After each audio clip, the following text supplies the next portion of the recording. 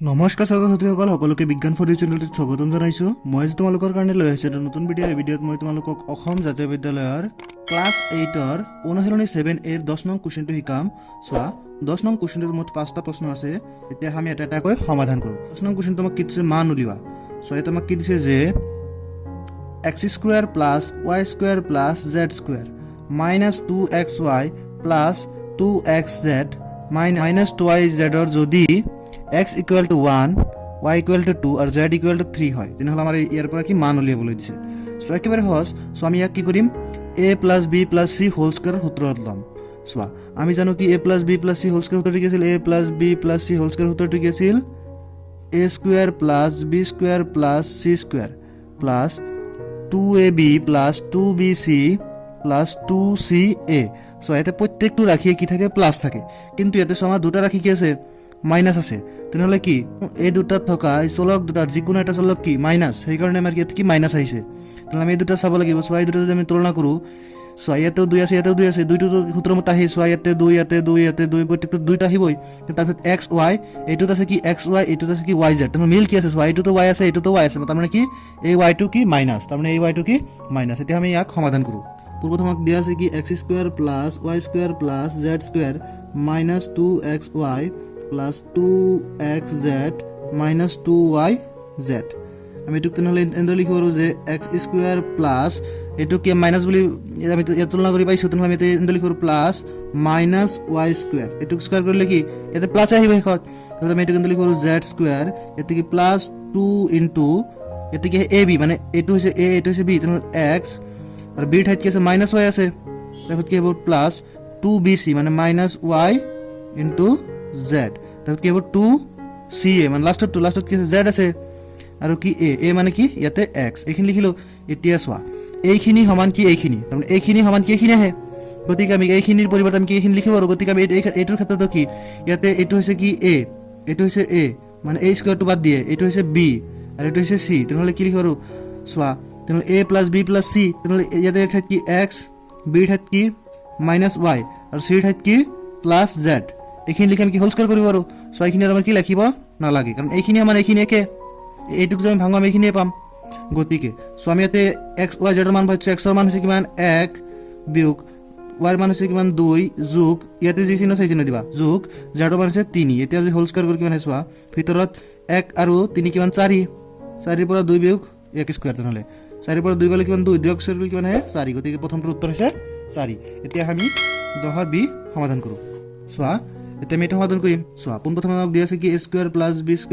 c² + 2ab - 2bc - 2ca। এতিয়া চোৱা আমাৰ ইয়াতে সূত্ৰ মতে কি গোটেইকেইটা প্লাছ আহিব লাগে, কিন্তু ইয়াতে কি দুটা ৰাশি মাইনাছ আহিছে। নহ'লে এই দুটা তুলনা কৰিছোঁ, এই দুটা তলক কি মিল আছে, ইয়াতেও bc আছে, ইয়াতে কি আছে c আছে। নহ'লে দুয়োটাত কি c মিল আছে, তাৰমানে এই cটো কি মাইনাছ। তেনেহ'লে আমি এইটো কেনেদৰে লিখিব পাৰোঁ,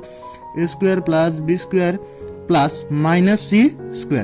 এতিয়া এইটোক আমি লিখিব পাৰোঁ 2ab মানে 2a × b, এইটো লিখিব পাৰোঁ প্লাছ 2b × -c, যিহেতু ইয়াতে মাইনাছ তাৰপিছত আমি এইটোক লিখিব পাৰোঁ এনেদৰে প্লাছ 2 - c × a। এইখিনি সমান আমি কি লিখিব পাৰোঁ a + b + c whole square সূত্ৰত। তেনেহ'লে এইটো কি a + b ইয়াতে কি -c হোল স্কয়াৰ বুলি লিখিব পাৰোঁ। আমি ইয়াতে মানবিলাক বহাই দিওঁ। চোৱা এৰ মান হৈছে কিমান 9, বিৰ ইয়াতে যোগ বিৰ মান হৈছে 2 বিয়োগ ইয়াতে বিয়োগ আছে, চোৱা ইয়াতেও বিয়োগ আছে, তেনেহ'লে ইয়াতে কি বিয়োগটো দিব লাগিব আকৌ। তেনেহ'লে ব্ৰেকেটটো চেঞ্জ কৰি দিয়া, যিহেতু দুইটা ব্ৰেকেট একে হৈছে। গতিকে চিৰ মান কিমান 3, এতিয়া ব্ৰেকেটটো চেঞ্জ কৰি দিয়া। চোৱা 9 যোগ 2 ইয়াতে মাইনাছ মাইনাছ কি হ'ব প্লাছ 3, এইখিনি লিখিলোঁ হোল স্কয়াৰ। গতিকে 9 যোগ 2 কিমান 11, 11 আৰু 3 কিমান 14, তেনেহ'লে 14ক যদি স্কয়াৰ কৰোঁ কিমান আহিব 196। এইটোৰ উত্তৰ কিমান 196। এতিয়া আমি ইয়াক পৰৱৰ্তী কুৱেশ্যনটো সমাধান কৰোঁ। চোৱা আমাক এতিয়া দিছে p² + q² + 1 + 2pq - 2p - 2q যদি p = 7 আৰু q = 6 হয়, তেনেহ'লে আমাৰ এইটো কি মান উলিয়াব লাগে। তেনেহ'লে এইটো প্ৰথমতে আমাক দিছে কি লিখি লওক, p² + q² + 1 + 2pq - 2p - 2q। চোৱা ইয়াতে চোৱা আমাৰ প্ৰত্যেকটো কি প্লাছ আহিব লাগে, যিহেতু এই দুটাত মাইনাছ আহিছে। তাহলে আমি কি দুটাত চাব লাগিব কি মিল আছে। চোৱা দুইটো মিল থাকিবই, সেইটো সূত্ৰৰ মতে থাকিবই।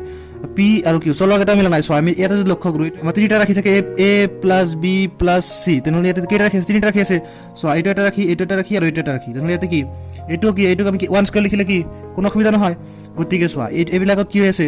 এইটো কি 2ab মানে এইটো পুৰান এইটো 2bc তেনেহ'লে এইটো পুৰান এইটো চোৱা এইটো তেনেহ'লে কি এক আছে এটা একটো কি লুকাই আছে এইটোত কি 2ca তেনেহ'লে ইয়াতে একটো লুকাই আছে তেনেহ'লে এইটোতো এক আছে এইটোতো এক আছে মানে কি একটো মাইনাছ সেইকাৰণে কি দুইটা মাইনাছ হৈছে এতিয়া চাব তেনেহ'লে এইটো কিন্তু লিখো p square plus q square plus -1 square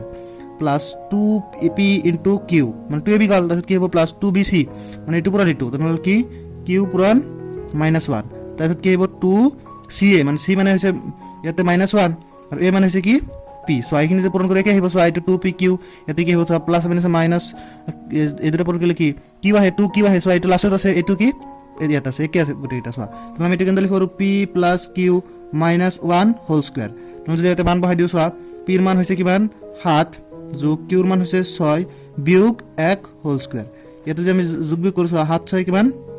13 13 এর পৰা 1 বিয়োগ কৰি হোল স্কয়াৰ কৰিব তুমি 13 এৰ পৰা 1 গল কিমান 12 তুমি 12 ক যদি স্কয়াৰ কৰি কিমান আহিব 144 এইটোৰ উত্তৰ আছিল কিমান 144 তোমালোকে নিশ্চয় এইটো বুজিবা সেটা আমি পৰৱৰ্তী কোৱেশ্চনটো সমাধান কৰো আমি 10 ৰ ডি সমাধান কৰো সো এইটো তোমাক কিছে 9 square plus v square plus 6uv minus 6u minus 2v minus 24 আর যদি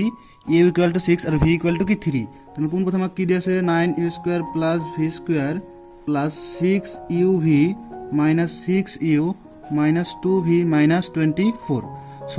আগৰ গণিত কেইটা যদি আমি লক্ষ্য কৰো 10 তাহলে আমরা তাতে আবার কি তিনটা সংখ্যা কি স্কয়ার করা থাকবে কিন্তু ইয়াতে কি তিনটা সংখ্যা স্কয়ার করা নাই গতিকে আমি কি কৰিম এটুক a + b হোল স্কয়ার উত্তর পেলাম সো আমি এইখিনি k + b হোল স্কয়ার উত্তর পেলাম সো এটুক মই লিখিব পাৰিম কি সো আপোন প্ৰথমতে আমি এটুক লিখিব পাৰি 3u whole square so 3 square করলে 9 u স্কয়ার করলে q স্কয়ার এটুক কি v স্কয়ার তাহলে এটু যদি a স্কয়ার হয় এটু যদি b স্কয়ার হয় তাহলে a + b হোল স্কয়ার উত্তর কি a + b হোল স্কয়ার উত্তর হচ্ছে a square + 2ab + b square বা আমি এটু কেন লিখব a square + b square plus 2ab এটো উল্টাকে লিখিলে একো নহয় গতিকে মই এটো এনেকে লিখিব পাৰো গতিকে মই এটো এনেকে দৰে লিখিব পাৰো সো এটো যদি a হয় এটো যদি b হয় তেনে এটো কি a square plus b square এটো কি হ'ব 2ab এটো a তেনে এটো a লিখিলো b মানে হৈছে v এখিনি লিখিলো সো যদি পূরণ কৰি এখিনি হ'ব 2 3 গুণ 6 uv 6 খিনি আহিছে আৰু এখিনি ঠিক আগৰ দৰে লিখি দিয়া সো যদি এইখিনি সমান আমি a + b হোল স্কয়ার লিখিব তেনে এইখিনি সমান আমি কি লিখিব পাৰিম সো এটো a এটো b তেনে এইখিনি সমান কি লিখিব পাৰিম 3u + v হোল স্কয়ার এখিনি আমরা লিখিলো তাহলে আমি কেবল কিখিনি লিখিলে হল তাহলে আমি 6 * v 6 * ইয়াতে কি u হৈ আছে ইউর মান কিমান 6 ঠিক তেনে ইয়াতে কি -2 * v v মান হৈছে কিমান 3 ইয়াতে কিমান -24 সো আমি ইয়াতে যদি মানবিলাক বহাই দিও তাহলে কি হ'ব 3u u মান হৈছে কিমান 6 যোগ v মান হৈছে কিমান 3 হোল স্কয়ার -6 6 গুণ 36 বিয়োগ 2 3 গুণ কিমান 6 বিয়োগ কিমান 24 ইয়াতে যদি আমি সমাধান কৰো 3 6 গুণ 18 যোগ 3 হোল স্কয়ার এতে কিমান এখিনি যদি সব এইটো মাইনাস এইটো মাইনাস এইটো মাইনাস তুমি প্রত্যেকটো কি হ'ব মাইনাস তেনল যেতে চিহ্ন কি হ'ব বিয়োগ কিন্তু সংখ্যা কেটা কি হ'ব যোগ হ'ব তেন 36 6 আর 24 কেটা যোগ করা 6 6 12 হাজার কিমান 16 আর 6 হাতে থাকিল 1 3 2 5 হাতে কিমান 6 গতিকে 6 হাতে কিমান 66 তো এখিনি আমি সমাধান করছো 18 আর 3 কিমান 21 তেন 21 স্কয়ার বিয়োগ কিমান 66 21 এর স্কয়ার কিমান হবে 21 পুরন 21 1 এর 1 গুণ 1 1 এর 2 গুণ 2 2 এর 1 গুণ 2 2 2 গুণ 4 তেনহলে 441 তেনহলে কি 441 এর পরে যদি আমি 66 বিয়োগ কৰো কিমান হইব সোয়া 1 এর পর না দিলে 1 ধর গলে 11 এর পর 6 গলে কিমান 5 ইয়াতে কিমান আছে 3 3 এর পর না দিলে 1 ধর গলে 13 13 এর পর 6 গলে কিমান 7 ইয়াতে কিমান আছে 3 তেনহলে উত্তর হইব কিমান 375 নিশ্চয় তোমালোকে কোৱেশ্চনটো বহুত ভালদৰে বুজি পাইছা এতিয়া আমি 10 ৰ ই সমাধান কৰো সো আইতে আমি 10 ৰ ই সমাধান কৰিম সো ই তোমাক কিছে ab + bc + c এর মানে কি এবিলা কি মান উলিয়াব লাগে মানে কি ab + bc + c এর মান উলিয়াব লাগে যদি a + b + c = 10 আৰু a² + b² + c² সমান 30 হয় গতিকে সোয়া আমাৰ এইখিনিৰে আমি গণিতটো কৰিম সো আমাকে এতে দিয়া আছে কি লিখিলো আপোন প্ৰথমতে আমাক দিয়া আছে এইখিনি লিখিলো আগতে a² + b² + c² = 30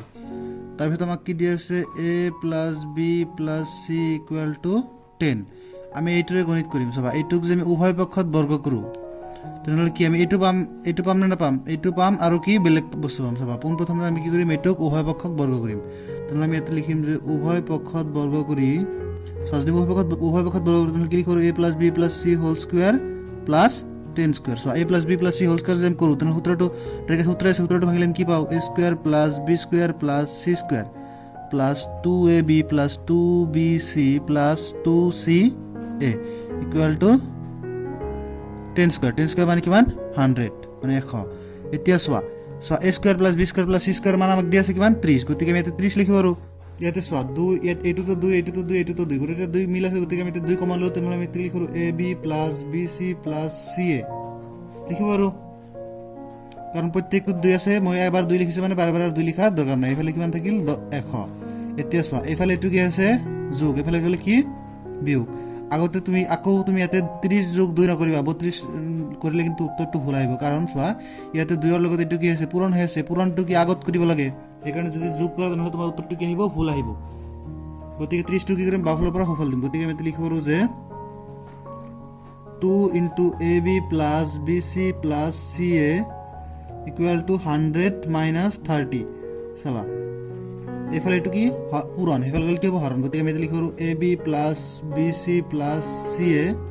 এফালে যেন বিয়োগ কৰিলে কিমান আহিল হতেন 70 এতিয়া এফালে এটো পূৰণ এফালে কি হৰণ হৰণ মানে কত বহিব তলত 2 এৰ এটো যেন কাটো কিমান আহিব 35 গতিকে আমাৰ এটো উত্তৰ কি আহিল 35 চোৱা ab plus bc plus ca এৰ মান বেৰ কৰিছিল কোৱেশ্চনটোত এটো আহিছে নিশ্চয় তোমালোকে কোৱেশ্চনটো বহুত ভালদৰে বুজি পাইছা এতিয়া আমি ইয়াৰ পৰৱৰ্তী কোৱেশ্চনটো সমাধান কৰো চোৱা এতিয়া আমি এই অনুশীলনটোৰ একেবাৰে শেষৰ কোৱেশ্চনটো সমাধান কৰিম চোৱা এই কোৱেশ্চনটো আমাক কিছে p square plus q square plus r স্কয়াৰৰ যদি p plus q plus r equal to 16 আৰু pq plus pr plus qr equal to 32 হয় তেনেহলে কি আমাৰ এইখিনিৰ মান বাহিৰ কৰিবলৈ দিছে তেনেহলে কি প্ৰথমতে আমাক দিয়া আছে কি লিখি লও প্ৰথমতে আমাক দিয়া আছে যে এইখিনি আমি পিছত লিখিম এইখিনি আগত লিখি লও কি দিয়া আছে pq plus pr plus qr equal to কিমান 32 আকৌ এটা আমাক কি দিয়া আছে p plus q plus r equal to 16 এটো আমি কি কৰিম আগৰটোৰ দৰে উভয় পক্ষত বৰ্গ কৰিম কাৰণ এটো উভয় পক্ষত বৰ্গ কৰিলে কি আমি a plus b plus c whole square সূত্ৰ পাম তাহলে আমি এটো কি কৰিম উভয় পক্ষক বৰ্গ কৰিম উভয় পক্ষক বৰ্গ কৰি আমি কি লিখিব আৰু p plus q plus r whole square equal to 16 square যদি এটো স্কয়াৰ কৰি কি পাম আমি p square plus q square plus r square plus 2pq plus 2pr plus 2qr equal to 16 square 16 ক আমি স্কয়াৰ কৰি কি পাম চোৱা 16 ক আমি স্কয়াৰ কৰো পাম আমি 6 6 গুণ 36 ৰ 6 থাকিল 3 6 গুণ 6 3 9 6 গুণ 6 1 গুণ 1 গতিকে 6 9 6 কি 15 ৰ 5 থাকিল 1 1 এৰ হাতৰে কিমান 2 গতিকে এত কিমান হ'ব 256 এতিয়া আমি এই কেইটাৰ পৰা কি 2 কমন ল'ব গতিকে আমি লিখিব যে p square plus q square plus r square এটা যদি 2 কমন লওঁ তাহলে আমি কি লিখিব পাৰিম pq plus pr plus qr equal to 256 এটা সব pq plus pr plus qr এর মান দিছে কিমান 32 গতিকে আমি এতে লিখিব যে p square plus q square plus r square